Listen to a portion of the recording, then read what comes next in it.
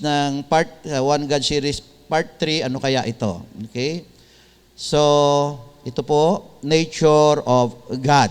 Okay, nature of God. Natakal po natin po rin po ito nung nakaraan. Okay, nature of God. Okay, God is spirit. Okay, John 4:24, God is spirit, and they that worship Him must worship Him in the spirit and in truth. Okay? Number 2, God is the Father of spirits. Hebrews 12:9, furthermore, we have had fathers of our flesh, which corrected us, and we gave them reverence. Shall we not much rather be in subjection into the Father of spirits and live? Okay, sa wikang Tagalog, okay, di ba tayo may mga tatay sa laman na sila yung nagtutuwid po sa atin at binibigyan natin po sila ng paggalang? Hindi ba't mas lalo na magbigay po tayo ng pagsunod sa ating Ama ng Espiritu at mamuhay? So, what is Spirit? Okay, ano po ba yung Spirit? If God is Spirit, and He is the Father of spirits, anong meaning po ng Spirit? Sa Hebrew word, it is translated as, the Hebrew word translated as Spirit is Roah, and it can mean wind, breath, life, anger, unsubstantiality, region of the sky, or spirit of a rational being. The Greek word translated as spirit is pneuma. Okay, alam niyo po yung pneumatic, di ba yung pag sinabing pneumatic, air po yun. Pag pneumatic equipment, air po yun. Can mean a current of air, breath, blast, breeze, spirit, soul, vital, principle, disposition, angel, demon, or God. So, ibig sabihin, kapag espiritu, ito po ay wala pong katawan. Okay? Wala po itong katawan at hindi po ito nahahawakan. Sabi ni Jesus Christ sa Luke 24 verse 39, behold, my hands and my feet, that it is I myself, handle me, and see, for a spirit has not flesh and bones as you see me have. So, ito po yung nag-resurrect po ang Panginoon at nagpakita sa mga apostoles. At natakot sila at sinabi niya, kasi sabi nila, multo. Pero sinabi ni Jesus Christ, yung spirit daw po o yung multo, wala daw po siyang flesh and bone. So, ang meaning po ng spirit, it doesn't have flesh, wala siyang laman, at wala rin po siyang buto. Sa Mateo 16:17, sinabi ni Jesus, and Jesus answered and said unto him, sinabi kay Peter, blessed art thou, Simon Bar-Jonah, yan ang talagang pangalan niya, for flesh and blood has not revealed it unto thee, but my Father which is in heaven. So, hindi ito sinabi ng flesh and blood. Ibig sabihin, hindi yan sinabi ng tao sa'yo. Ngunit sinabi ng Diyos mismo sa'yo. Okay? So, ang Diyos is Spirit. So, when the Bible says that God is a Spirit, it means that He cannot be seen or touched physically by human beings. As a Spirit, He is an intelligent, supernatural being who does not have a physical body. So wala siyang physical body, pero siya po ay may intelligence at may supernatural beings. Okay? Ano pa? Nature of God. God is eternal, He is immortal and invisible. 1 Timothy 1:17, now unto the King, eternal, immortal, okay, hindi siya namamatay, invisible, the only wise God, be honor and glory forever and ever. Amen. Ano pa? Nature of God, no man has seen God at any time. 1 John 4:12, no man has seen God at any time. Okay, walang nakakitang tao sa Diyos kahit na kailanman. So in the original nature of God, no man has seen God at any time. 1 Timothy 6:16, who only hath immortality, dwelling in the light which no man can approach unto, whom no man has seen, nor can see. To him be honor and power everlasting. Amen. So, again, in the original nature of God, walang makakakitang tao sa Kanya, o wala pang nakakita sa Kanya.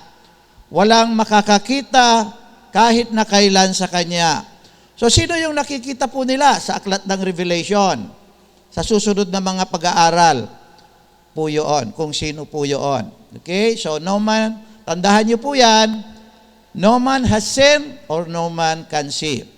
Original nature of God. Okay. Ang sinulat ko rito is God's presence is everywhere. Katulad ng sinabi ko nung nakaraan. Sa iba, sinusulat po nila, God is everywhere present. Makaiba po kasi God's presence is everywhere.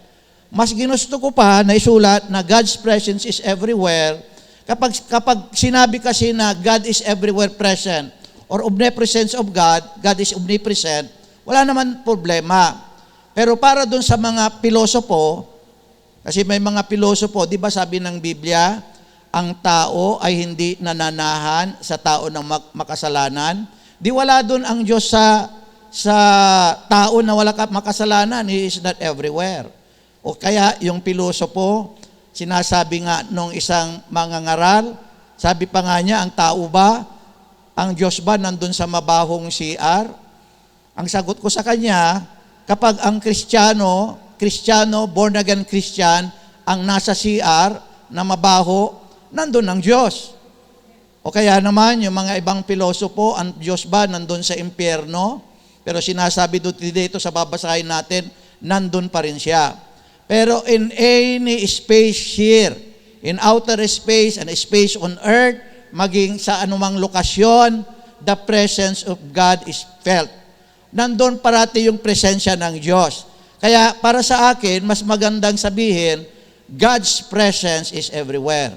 Parang halimbawa, sa impyerno, ang presensya ng Diyos ay nararamdaman pa rin sa impyerno, kahit sabihin nilang wala siya doon, kasi yun yung justice ng Diyos para sa mga makasalanan. Kaya yung presence of God is everywhere. Naunawahan po ba natin? Psalms 139, 7-12. Whither shall I go from thy spirit, sabi ni King David? Or whither shall I flee from thy presence? If I ascend up into heaven, thou art there. Kung pupunta ako sa langit, nandun ka. If I make my bed in hell, behold, thou art there. Kung maglalagay ako ng higaan ko sa impyerno, nandun ka pa rin. If I take the wings of the morning and dwell into the other uttermost parts of the earth, okay, kung ako ay pupunta sa pinakadulo ng sea, uttermost parts of the sea pala, uttermost parts of the sea, even thou shalt thy hand lead me. Okay, nandun ka pa rin. And thy right hand shall hold me. If I say, surely the darkness shall cover me, even the night shall be light about me. Kahit na sabihin ko sa aking sarili, takluban ako ng kadiliman, kahit na ang gabi ay liwanag pa rin sa iyo. Okay? Yet the darkness hideth not from thee, but the night shineth as the day. The darkness and the light are both alike to thee. Okay? Parehas ang darkness at light sa Panginoon. Parating nakikita ng Panginoon saan man tayo po magtago. Sabi nga ng Panginoon, nilalaman nga ng ating puso, ay alam po at nakikita po ng Diyos. Ano pa? God sees all things. Okay?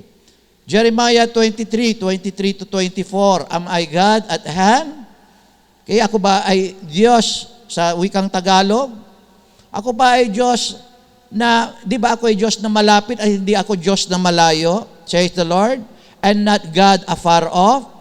Can any hide himself in secret places that I shall not see him? Says the Lord. Do not I feel heaven and earth? Says the Lord. So ang Diyos, nakikita niya po ang lahat. Okay? God knows all things. Okay? Job 42 verse 2. I know that thou canst do everything, and that no thought can be withholden from thee. Alam ko, sabi ni Job, na kaya mong gawin ang lahat at walang kaisipan na maitatago sa iyo. Kaya alam po ng Diyos po ang lahat. God is all-powerful. Matthew 9:26, and Jesus beheld them and said unto them, with men this is impossible, but with God all things are possible. All things are possible except God cannot sin. Lahat ay pwedeng gawin po ng Diyos, pera lang ang magkasala kasi He is a holy God. God is immutable. Ibig sabihin, hindi po nagbabago po ang Diyos. Malakay 3:6, for I, the Lord, do not change. Okay? Hindi po siya nagbabago. He is the same yesterday, today, and forever. God has individuality, okay? Personality, and rationality. Pag sabihing individuality, ay wala siyang katulad. Mag-isa lamang siya. Bawat isa sa atin ay individual. Okay? Wala siyang katulad. Mayroon siyang personalidad. At mayroon siyang reasoning, rationality. God is an intelligent being with a will. Okay? So, matalino siya at mayroon siyang kakayahan. Romans 9:19, you may ask me, then why does God still find fault with anybody? For who can resist His will? Okay? So, ang Diyos may talino at mayroon siyang kalooban o will. Ano pa? God has reasoning ability. Isaiah 1:18. Sabi ng Diyos, please come and let's reason together. And let's reason together, implores the Lord. Even though your sins are like scarlet, they'll be white like snow. Though they're like crimson, they'll become like wool. Okay, so may reasoning po ang Diyos. Okay, ang reasoning po ng Diyos na kahit daw po ang kasalanan po natin ay simpula ng scarlet, gagawin tayong maging simputi po ng snow. Okay? Simpula pula ng crimson, gagawin po tayong simputi po ng wool. Okay, ito po yung balahibo na ang puti. Yan po yun. So, yung po yung pangako po ng Diyos, kaya walang kasalanan na hindi niya pwedeng patawarin. God has intelligent mind. Romans 11:33-34. Oh, how deep are God's riches and wisdom and knowledge. How unfathomable are His decisions and unexplainable are His ways. O, ibig sabihin, oh, how deep are God's riches and wisdom. Malalim ang karunungan ng Diyos at ang kanyang kaalaman. Ito daw, ang kanyang mga desisyon ay hindi daw po masukat sa ating kaisipan, hindi daw po masukat. Ang kanyang pamamaraan ay hindi po maipaliwanag. Who has known the mind of the Lord? Sinong nakakaalam ng kaisipan ng Diyos? Or who has become His advisor? Wala naman advisor ang Diyos. He is the total advisor. Siya yung pinaka-advisor. Okay? God has emotions. So, kanina, may intelligence. Ang intelligence ang Diyos. Ngayon naman, God has emotions. May pakiramdam po siya. Alam na po natin po ito, God is love. 1 John 4:8, he that loveth, not knoweth not God, for God it love. Kung sino man daw hindi nagmamahal, hindi daw po niya kilala ang Diyos. At dahil kasi ang Diyos po ay siya yung pagmamahal. Okay? God is love. God is merciful and gracious, slow to anger. Psalms 103 verse 8, the Lord is merciful. Siya ay mahabagin and gracious, punong-puno ng biyaya, slow to anger. Okay, so ang Diyos nagagalit, kaya lang hindi po siya basta-basta nagagalit. It's slow to anger. May anger, kaya lang slow. And abounding in steadfast love. Punong-puno daw po siya ng pagmamahal. God can be grieved. Pwedeng malungkot po ang Diyos. Genesis 6:6. And it repented the Lord that He had made man on the earth, and it grieved Him at His heart. Okay. Ano pa? God can be blessed. Ang Diyos po ay pwedeng matuwa. Pwede siyang matuwa, mabless po sa atin. If we are blessed by God, God is also blessed through our sincere serving. Sabi ng Diyos, bless the Lord, all my soul. All that is within me, bless His holy name. Okay? Pwede siyang mabless. Ano pa? God's moral attributes. Okay? So, may moral attributes po ang Diyos. May morality po ang Diyos. Kaya nga, yung mga hindi naniniwala na may Diyos, saan ba nila kinuha yung morality nila? Yung mga atheists. Sa Diyos po yan. Kasi ang Diyos, ang tao ay hiningan ng Diyos sa kanyang ilong. Okay, hiningan. Yung hinga po doon, yung rowa o yung pneuma, na ang meaning po ay spirit. Binigay ng Diyos yung kanyang spirit sa tao, kaya may morality po ang tao. Nakuha po yan sa morality of God, God's moral attributes. Halimbawa, yung love, galing po sa Diyos po yan. Light, okay? God is light. Yan po yung sinabi. God is holy. Yung holiness, sa Diyos po yan. Yung mercy, kaya ka nakakaroon ng habag, kasi sa Diyos yan. Gentleness, sa Diyos galing yan. Righteousness, sa Diyos galing yan. Goodness, sa Diyos. Perfection, yan, wala tayo yan. Ang Diyos lang ang mayroon yan. Justice, sa Diyos po yan. Faithfulness, sa Diyos. Truth, sa Diyos. Grace, sa Diyos po yan. Okay? These moral attributes of God are not contradictory. Hindi po nagbabanggahan po itong mga moral attributes of God. Kasi mayroong mga tao na hindi nakakaunawa, binabaluktot yung moral attributes of God. Okay? But work in harmony.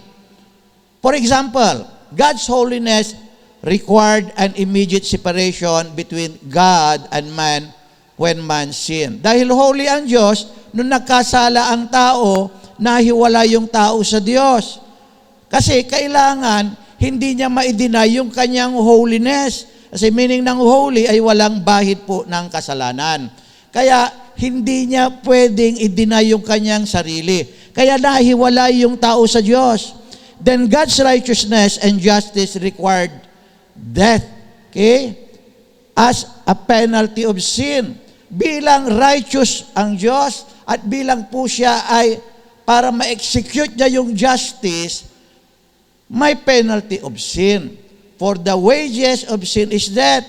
Kung walang justice, sinasabi nila, why is it that God will penalize man?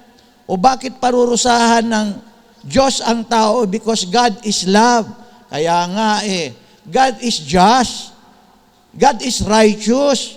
Hindi pwedeng papaghiwalayin yung kanyang moral attributes. Ihiwalay yon. Kaya nagkakaroon po ng penalty of sin. But God's love and mercy choose pardon. Doon pumapasok yung pagmamahal ng Diyos. Okay? Yung kanyang kapatawaran sa ating mga kasalanan. Na ang Diyos ay mapagmahal.